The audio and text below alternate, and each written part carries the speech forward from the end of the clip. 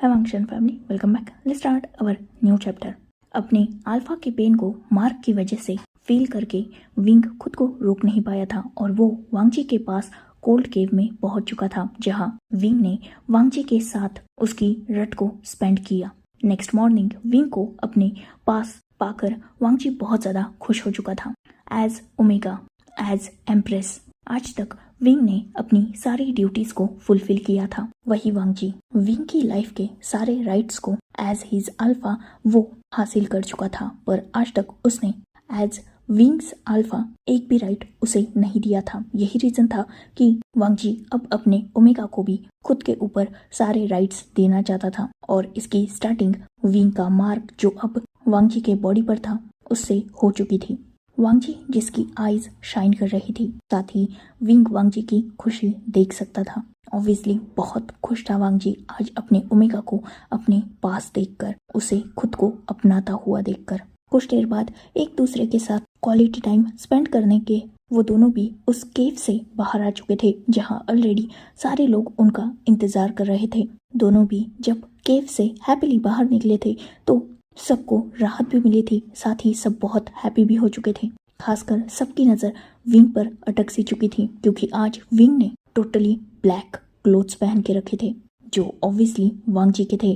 केव में रट के दौरान वांगजी को सर्वाइवल के लिए जो भी चीजें लगेगी वो ऑलरेडी अवेलेबल कर दी गई थी। किसी को भी अंदाजा नहीं था कि यहाँ विंग पहुंचेगा, इसलिए विंग के अकॉर्डिंग वहाँ कोई भी चीज नहीं थी। यही रीजन था कि वांगजी ने विंग को कोल्ड पॉन्ड में क्लीन कराने के बाद खुद के ही क्लोथ्स को पहना दिया था। विंग को अपनी स्पिरिचुअल एनर्जी देने के बाद विंग फिलहाल ठीक था।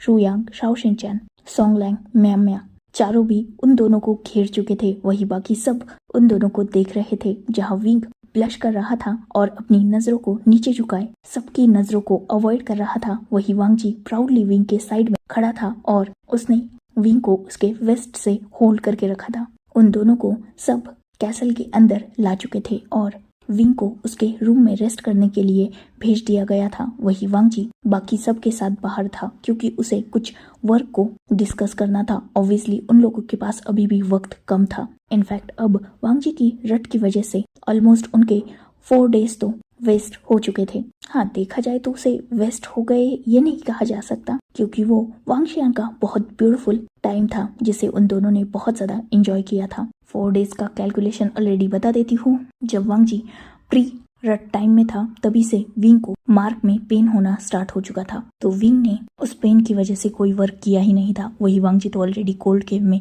था तो उसने भी कोई वर्क नहीं किया था। उसके बाद उनके 2 डेज टोटली रोमांस में गए थे एंड देन आज का आधा दिन उन्होंने रेस्ट में गवा दिया था। जो थोड़ी बहुत डिस्कशन अभी हो सकती थी उसे कंप्लीट करके वांगजी अपने रूम में पहुंच चुका था, जहां विंग आराम से सो रहा था। वांगजी बहुत खुश था फिर एक बार इस रूम में विंग की प्रेजेंस को फील करके। इस बार वांगजी विदाउट हेजिटेशन सीधा अपने ओमेगा के पास बेड पर जाकर बिल्कुल उसकी साइड में लेट चुका था। इनफैक्ट विंग के हेड को उठाकर उसने अपनी चेस्ट पर रखा था और वो विंग के हेयर्स के साथ साथ उसकी बैक को भी सहला रहा था, ताकि विंग को सही से फील हो। विंग जिसने नींद में ही अपने अल्फा को कडल कर लिया था कुछ देर तक। इनफैक्ट जब तक विंग नहीं जागता वांगजी उसके पास ही रहा, लेकिन थोड़ी देर बाद जब विंग की नींद कंप्लीट हुई तो वो दोनों भी उठ गए।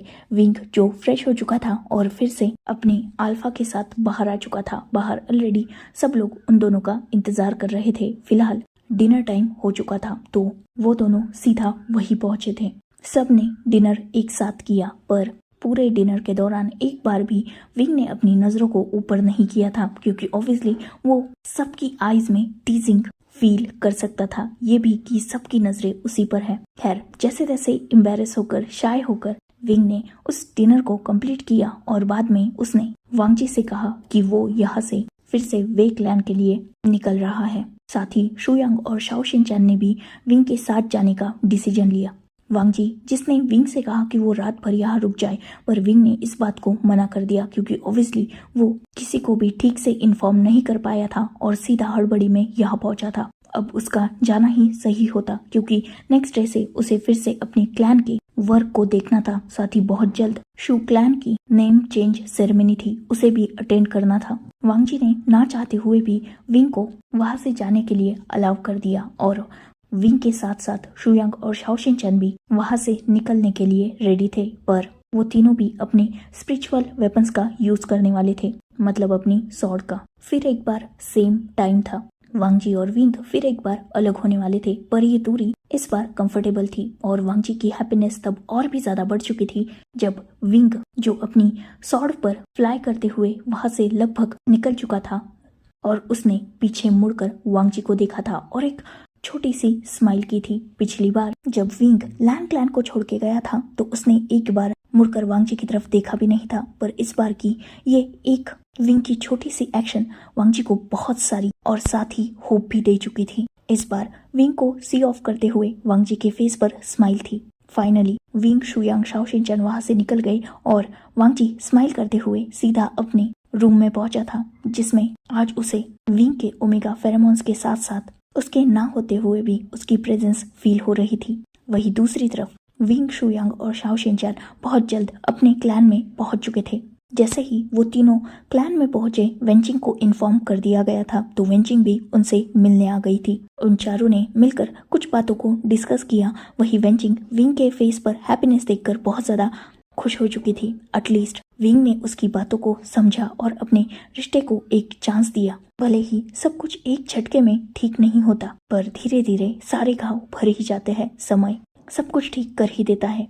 पहले विंग और वांग जी का रिश्ता एक ऐसे मोड़ पर था जहां कोई भी होप बची ही नहीं थी, पर अब उनके रिश्ते में एक होप आ चुकी थी। ये नहीं कहा जा सकता कि विंग ने वांग जी को पूरी तरीके से माफ कर दिया है। ऑब्वियसली घाव भरने में वक्त लगता है, पर विंग अब वांग जी से दूर नहीं जाएगा। इस बात का भी कंफर्मेशन अपने ओमेगा मार्क को अल्फा की बॉडी पर देकर विंग ने एक न्यू स्टार्ट तो किया था। बहुत वक्त हो चुका था, तो वो दोनों भी, इनफैक्ट वो चारों भी कुछ छोटे मोटे पॉइंट्स को डिस्कस करने के बाद अपने अपने रूम में पहुंच चुके थे। खुले आसमान में खूबसूरत चांद, न जाने कितनी हैप्पीनेस और कितने सैडनेस का अकेला गवाह होता है। आज तक जो चांद विंग और वांग जी की लाइफ में एक ऐसा राजदार था जिसने इन दोनों के लाखों दुखों को अपने अंदर समाये हुए था, वही आज इन दोनों के खुशी का सबसे बड़ा गवाह भी वही बना था। वांग जी भी अपने बालकनी से उस ब्यूटीफुल मून को ही देख रहा था, वही विंग अपने रूम में विंडो पर बैठकर चांद को ही देख रहा था। जहाँ वांग जी की आंखों में शाइन और खुशी थी, होठों पर स्माइल थी, वही विंग की आंखों में तो चमक थी, पर होठों पर एक अजीब सी बेरुखी। कहा जाता है दुनिया में माफ करने वाला सबसे बड़ा होता है। विंग ने भी आज अपने अल्फा को माफ कर दिया था और फिर एक बार खुद अपने रिश्ते को बचाने के लिए वो आगे कदम बढ़ा चुका था। वांग जी के करीब पहुंच के उसे मार्क करके उसका ओमेगा बनकर ये नहीं कहा जा सकता कि विंग खुश नहीं है। ऑब्वियसली वो बहुत हैप्पी है, पर आज भी वो वांग जी का क्रूअल बिहेव नहीं भूल पाया है। भले ही वो वक्त बहुत ज्यादा टेरेबल था, पर विंग को अब मूव ऑन करना होगा। उसे अब वांग जी की हरकतें नहीं बल्कि उसकी सिचुएशन को समझना होगा। वेंचिंग ने सही कहा था, वांग जी क्रूएलिटी के पीछे अपने लव को हाइड करता था और विंग ने 2 ही दिनों में उसके उस प्योर लव को फील किया है। इंटीमेसी, फिजिकल कांटेक्ट एक अलग बात है, पर इन 2 दिनों में विंग ने वांग जी की आंखों में वो प्यार देखा है जिस प्यार के लिए आज तक विंग तरसता रहा। ये जियांग फैमिली की तरह नकली प्यार नहीं था, ये प्यार बिल्कुल सच्चा था, प्योर था। विंग को एक एक पल याद है। इनफैक्ट उसने इन 2 दिनों को बहुत अच्छी तरीके से जी लिया है और अब शायद वो रेडी है आगे बढ़ने के लिए। पर विंग खुद भी जानता है कि ये इतना आसान नहीं होगा। भले ही इन 2 दिनों में वांग जी ने उससे बहुत प्यार किया है, विंग ने उस प्यार को बहुत डीपली फील भी किया है, पर एक बात विंग झुठला नहीं सकता कि आज भी विंग को वांग जी से प्यार नहीं है। 2 डिफरेंट बातें होती है। सामने वाले के प्यार को फील करना अलग होता है और खुद उससे उस हद तक प्यार करना अलग बात होती है। विंग वांग जी के प्यार को समझ चुका है पर अगर आज उससे पूछा जाए कि वो वांगजी से प्यार करता है या नहीं, तो उसका आंसर देने में विंग हेजिटेट करेगा और विंग इस हेजिटेशन को नहीं चाहता। खैर, ये विंग की सोच है और विंग इस उलझन में पता नहीं कब तक रहने वाला है। पर विंग के थम जाने से वक्त तो नहीं थमता ना, वक्त गुजरता है और विंग ने इस सोच में पूरी रात गुजार दी। अभी भी वो उसी विंडो पर बैठा हुआ है और उस चांद को जाते हुए और सूरज को आते हुए देख रहा है। New morning. विंग जिसे अब अपनी सोच से बाहर आना होगा और अपने वर्क्स पर लगना होगा ताकि वो जल्दी जल्दी सारी चीजें खत्म कर पाए। इसीलिए वो अब वहां से उठ गया और तुरंत ही खुद को फ्रेश करने निकल गया। कुछ ही देर बाद वो बिल्कुल रेडी होकर बाहर आ चुका था। शुयांग, शाओ शिनचैन, वेंचिंग सब ऑलरेडी उठ चुके थे और विंग का ब्रेकफास्ट टेबल पर इंतजार कर रहे थे। उन चारों ने मिलकर ब्रेकफास्ट किया और कुछ छोटी मोटी बातें। आज भी सब बहुत ज्यादा हैप्पी थे और हैप्पीली अपने वर्क में लग गए। पूरा वक्त वर्क में गुजरने के बाद विंग जब थक कर अपने रूम में आया तब उसे रियलाइज हुआ कि आज वो अपना 100% फोकस वर्क पर नहीं कर पाया था और बीच बीच में उसे वांगजी की याद आ ही जाती थी। कहीं ना कहीं उन दोनों ने इन 2 दिनों में जो भी वक्त गुजारा था उसकी कुछ मेमोरीज, कुछ फ्लैशबैक्स विंग को अचानक से ही स्माइल करा ही देते थे। साथ ही उन दोनों की क्लोजनेस को याद करके विंग अचानक से ब्लश भी बहुत बार कर चुका था, जिसे शुयांग और शाओ शिनचैन साथ ही वेंचिंग ने भी विंग को टीज भी किया था। खैर, फिलहाल डिनर कंप्लीट करने के बाद विंग अपने रूम में था और वो सीधा फ्रेश होने जा चुका था। फ्रेश होकर विंग जब रूम में पहुंचा तब उसकी नजर फिर एक बार विंडो से बाहर चांद की तरफ जा ही चुकी थी, जिसे देखकर आज विंग ने बस एक छोटी सी स्माइल की और वो अपने बेड पर जा चुका था क्योंकि आज विंग बहुत ज्यादा टायर्ड था। एक तो उसे प्रॉपर रेस्ट का वक्त ही नहीं मिला था। इनफैक्ट पिछली नाइट भी उसने जाग कर बिताई थी वांगजी के ख्यालों में और अपने सवालों में, तो अब उसे एक प्रॉपर नींद की जरूरत थी। विंग जो बेड पर गिरते ही सो चुका था। मिडनाइट। कुछ हलचल और विंडो के बाहर एक ब्लैक फिगर जो विंग के रूम में आने के लिए स्ट्रगल कर रही थी। उसका हर एक मूव इतना ज्यादा स्लो था कि विंग की नींद बिल्कुल नहीं खुली थी। धीरे धीरे वो फिगर विंग के बेड के बिल्कुल करीब आ चुकी थी और विंग की तरफ झुक रही थी। इससे पहले कि वो फिगर विंग के बहुत ज्यादा करीब जा पाती, एक तेज मूव और विंग की सुबियान सीधा उस फिगर के नेक पर थी। वो फिगर जो अपनी ही जगह रुक चुकी थी, वही विंग जो उठकर बैठ चुका था। उस इंसान का फेस अभी तक विंग को नजर नहीं आ रहा था क्योंकि ऑब्वियसली रूम में पूरी तरीके से अंधेरा था और बाहर से जो मून लाइट आ रही थी उसी से वो रूम शाइन कर रहा था। पर वो इंसान क्योंकि मून लाइट के साइड में खड़ा था तो विंग को उसका क्लियर फेस नजर नहीं आ रहा था। पर धीरे धीरे विंग जो अपनी सॉर्ड को नीचे कर चुका था, विंग की सॉर्ड अभी प्रॉपरली नीचे हुई भी नहीं थी, तभी उस इंसान ने विंग के दोनों हाथों को टाइटली होल्ड कर दिया था। विंग के जिस हाथ में सॉर्ड थी उसके रिस्ट को होल्ड करके उस इंसान ने फिर से विंग की सॉर्ड को अपने नेक पर रखा। फेस तो रिवील नहीं था पर उसकी वो सिडक्टिव वॉइस और साथ ही उसके वो फेरोमोन्स विंग को उस इंसान की आइडेंटिटी बता चुका था। This is perfect time for revenge my omega, come on kill me. Heavy seductive वो वॉइस और उसके साथ विंग के करीब बढ़ता वो फेस जो अभी भी रिवील नहीं हुआ था, पर विंग के फेस पर स्माइल ला चुका था। विंग के इतना करीब पहुंच चुका था वो फेस की विंग अब उस इंसान की सांसें अपने फेस पर फील कर सकता था। वैसे मेरे ख्याल से इस सॉर्ड की कोई जरूरत नहीं है। इतने लंबे इंतजार के बाद तुम्हारी ये ब्यूटीफुल स्माइल काफी है इस अल्फा की जान लेने के लिए। विंग जो ब्लश हो चुका था और कहीं ना कहीं अपनी नजरों को नीचे कर चुका था, वही वांगजी जो क्लियरली मूनलाइट की वजह से विंग का फेस देख सकता था, उसने जब अपने ओमेगा को शाइली अपनी आईज को चुराते हुए देखा तो वो खुद को रोक नहीं पाया। विंग की सॉर्ड वही साइड में गिर चुकी थी और फिलहाल वांगजी ने सीधा विंग के करीब झुककर उसके बैक पर अपने हाथों को रखा और वैसे ही बैठे हुए विंग को वांगजी ने सीधा उठा लिया और अब फिलहाल वांगजी बेड पर बैठा हुआ था और विंग उसकी लैप में बैठा हुआ था। विंग के दोनों लेग्स वांगजी के वेस्ट के अराउंड रैप थे। वही वांगजी ने विंग के दोनों हाथों को अपनी नेक के अराउंड रैप करके रखा था और उसके दोनों हाथ विंग के बैक पर थे। उन दोनों के फेस बिल्कुल करीब थे। इनफैक्ट दोनों के फोरहेड एक दूसरे से टच हो रहे थे। आप अचानक यहाँ पर, वो भी इतनी रात को? मासूम सी वो आवाज, और उस आवाज में ना समझ आए इतना हेजिटेशन जो ब्लश और एम्बेरसमेंट की वजह से था। वांगजी को बहुत अच्छा लगा। वांगजी ने अपने एक हाथ को आगे करते हुए विंग के फेस को होल्ड किया और वो दोनों भी एक दूसरे की आंखों में देख रहे थे। अब जाकर कहीं विंग को वांगजी का क्लियरली फेस नजर आ रहा था, पर अब वांगजी को विंग का फेस क्लियर नजर नहीं आ रहा था।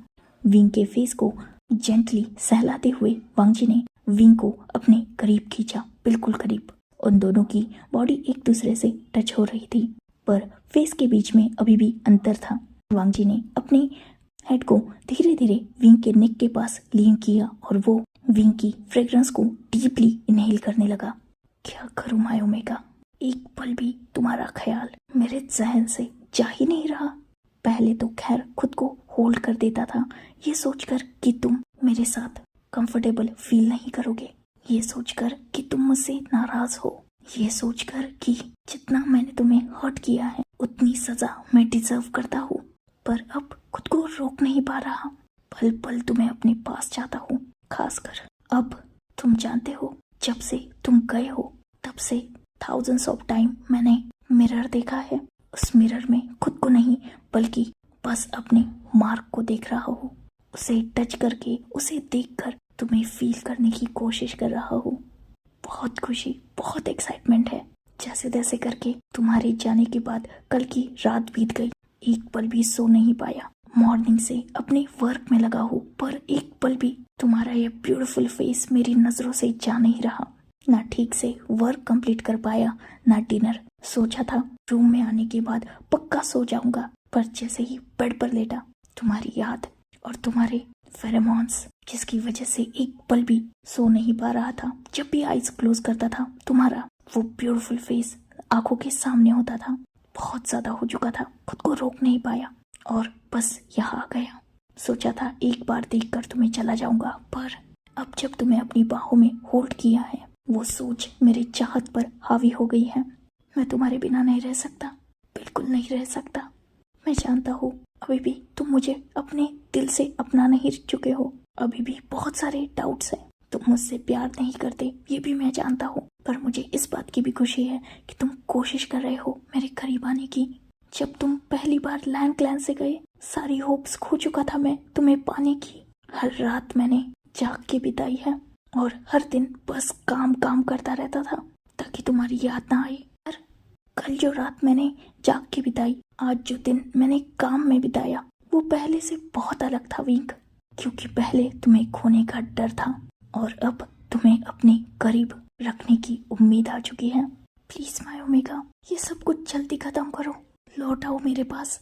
और तुम्हारा अल्फा नहीं इंतजार करना चाहता तुम्हारा। सबकी लाइफ डिस्कस हो चुकी है, पर हम दोनों की लाइफ अभी भी वैसे ही विंग क्लैन रीबिल्ड होने में आया है। और जैसा कि सब सोच रहे हैं, तुम न्यू क्लैन लीडर बनने वाले हो और मैं इस कल्टीवेशन वर्ल्ड का एम्परर हूँ। अगर तुम क्लैन लीडर बन गए तो तुम्हें यही रहना होगा। ना तुम अपनी जिम्मेदारियों से भाग सकते हो, ना मैं अपने थ्रोन को छोड़ सकता हूँ। क्या इन जिम्मेदारियों के चलते हमें फ्यूचर में भी अलग रहना पड़ेगा? मैं ऐसा नहीं चाहता। मैंने गगा से बात की कि वो न्यू एम्परर बन जाए ताकि मैं तुम्हारे साथ यहाँ आकर रह सकूं, पर ऑब्वियसली वो लैंड क्लैन लीडर है, वो अपनी जिम्मेदारियों को नहीं छोड़ सकते और एम्परर का थ्रोन एम्प्टी नहीं रख सकते। क्या करेंगे हम फ्यूचर में विंग? 1 मंथ लगभग खत्म होते में आया है। शू क्लैन रीबिल्ड हो चुका है और बहुत जल्द मोशियानियो और हुसैन की शादी है। उसके बाद वे क्लैन की भी नेम सेरेमनी होगी और तुम यहाँ के सेट लीडर बन जाओगे। उसके बाद हमारे रिश्ते का क्या विंग? ये सवाल मुझे बेचैन कर चुका है। मैं तुमसे दूर नहीं रहना चाहता। वांगजी जो बहुत ज्यादा इमोशनल हो चुका था, उसने विंग को बहुत टाइटली अपने दोनों हाथों से हग कर लिया था। साथ ही वो विंग के नेक में अपने फेस को छुपाए खुद के फीलिंग्स को एक्सप्रेस कर रहा था। विंग ने 3rd टाइम वांगजी को इतना ज़्यादा इमोशनल देखा था, पर पिछले 2 बार विंग वांगजी को कंसोल करे ऐसा उनमें ना बॉन्ड था और ना ही रिश्ता। विंग तब वांगजी को कंसोल करना तो चाहता था, पर एक हेजिटेशन ने उसे रोक दिया था। आज वो हेजिटेशन विंग के दिल में और दिमाग में नहीं थी। यही रीजन था कि उसने वांगजी को हक बैक किया और वो उसे सहलाने लगा। वांगजी ने जैसे ही विंग की वो वार्मथ फील की, वो और भी ज्यादा विंग को अपने करीब करके उसे जकड़ने लगा। ऑब्वियसली विंग वांगजी की हर एक बात समझ रहा था।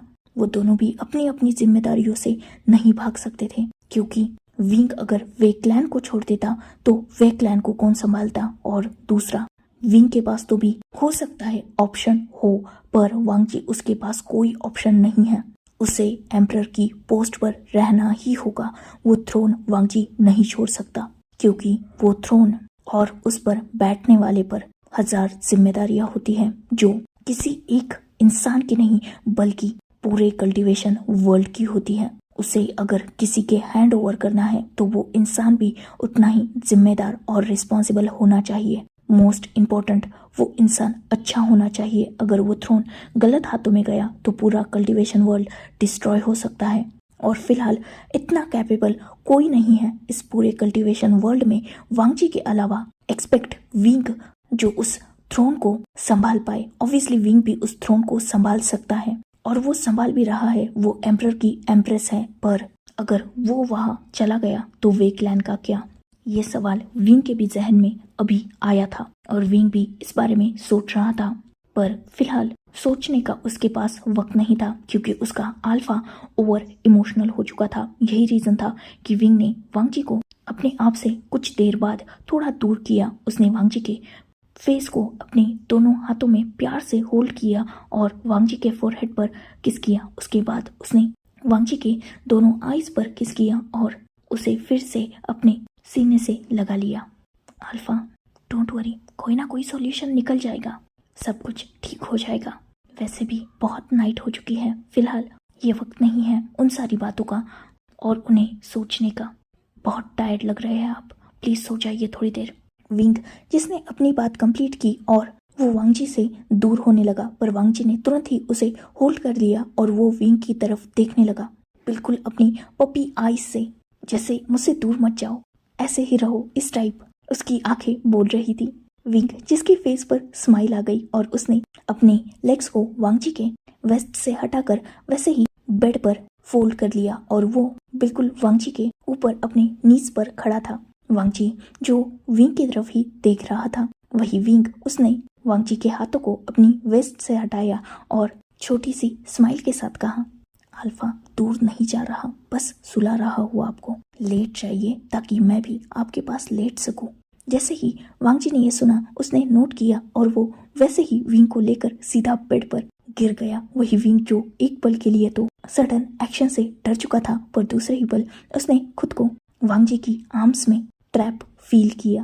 डोंट वरी माय ओमेगा, तुम्हें इतना प्यार दूंगा कि तुम्हारा दिल अपने आप ही मेरे पास आने के लिए तुम्हें फोर्स करने लगेगा।